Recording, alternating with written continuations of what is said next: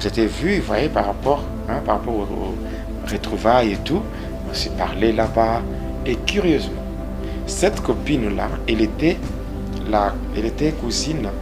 Elle était la cousine à mon ami qui venait de perdre son père. Pour dire, celui qui était mort, c'était son oncle. Mais curieusement, qu'est-ce qui s'était passé? J'avais dit à mon ami que je devais passer nuit là au deuil. Et mon ami, je ne sais pas, ce qui était arrivé, il m'avait donné sa chambre. Et sa chambre, et sa cousine là, voulait à tout prix passer nuit avec moi. Bon, comme c'était une copine à moi, bon, j'avais trouvé ça normal. Et c'est comme ça qu'on avait passé nuit ensemble au deuil, dans la chambre de mon ami. Bon, voilà, on avait passé nuit ensemble. Et le matin, on s'était dit, comme je devais rentrer chez moi, j'étais dit au revoir et tout et tout. J'étais rentré chez moi. Je sors du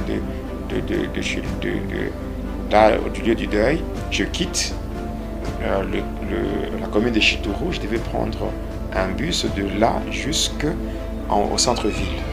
Et de là, je prends encore un autre transport pour aller dans la commune de Kikoula. C'est là où je restais. Alors j'étais rentré. Arrivé là-bas, qu'est-ce que je devais faire? D'habitude, lorsque je sortais, j'ai bloqué toutes les portes, mais j'ai tiré seulement la fenêtre, sans la bloquer. Alors, maintenant, quand je rentrais comme cela, j'entrais chez moi par la fenêtre. Il était question seulement de pousser la fenêtre et j'entre. Alors, ces jours-là, après avoir effectué tout ce trajet-là, j'arrive chez moi, j'entre dans ma chambre, passant par la fenêtre. J'entre, j'arrive. À ma grande surprise, la femme ou la copine avec qui je venais de passer nuit, je l'avais trouvée dans ma chambre.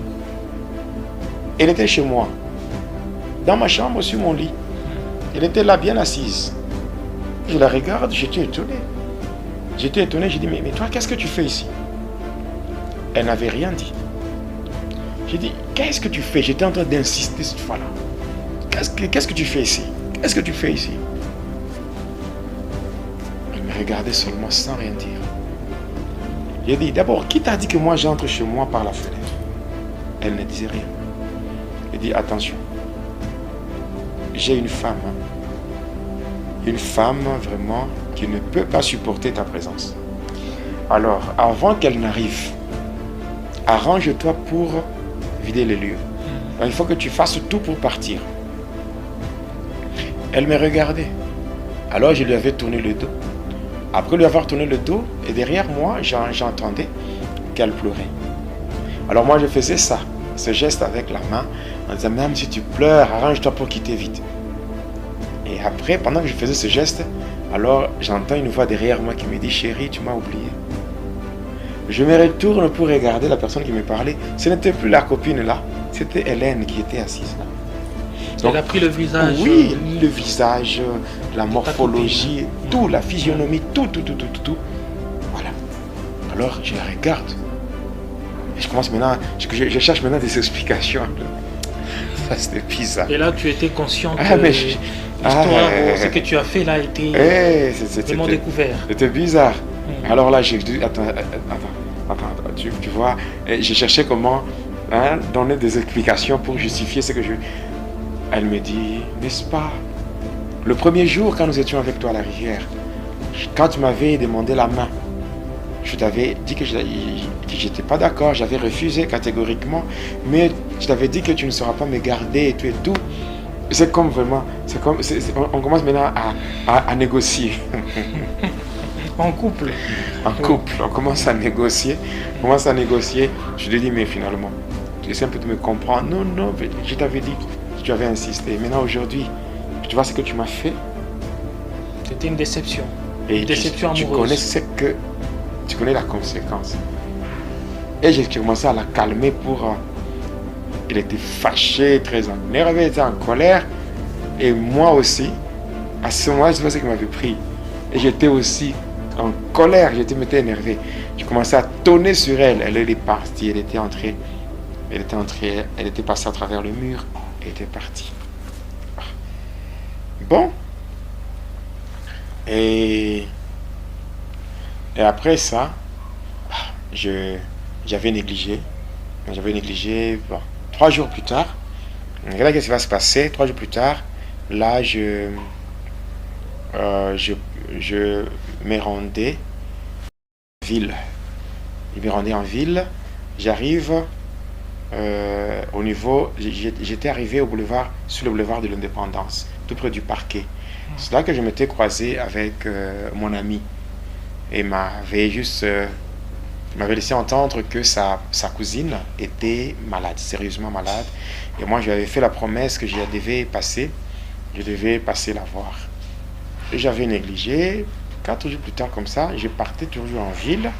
J'arrive au niveau de l'hôpital d'Aco, toujours sur le boulevard de l'Indépendance, en descendant vers le tunnel. Et c'est là que j'avais vu, au niveau du tunnel, mon ami qui venait en courant. Et quand j'étais croisé là, et directement, il m'avait dit que sa cousine venait de mourir. La cousine venait de mourir. Et moi, j'étais conscient que c'était à cause de moi qu'elle avait trouvé la mort, parce que c'était Hélène qui l'avait tuée. Et je ne sais même pas calculer le nombre de filles que Hélène avait tuées.